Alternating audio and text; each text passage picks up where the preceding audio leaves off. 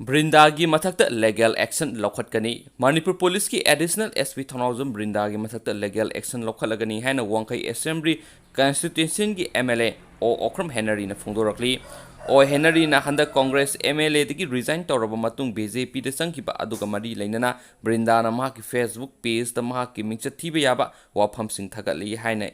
MPS officer asigi mathakta maral siri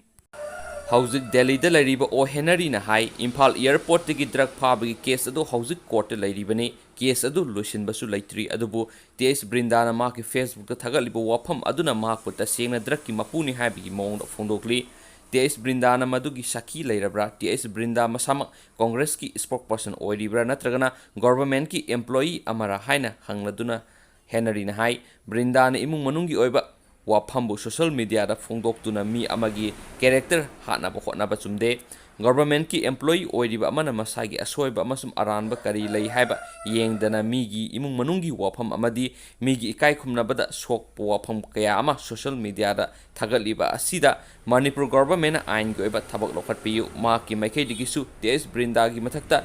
defamation suit tawragani haina Okram Henry na phongdorakli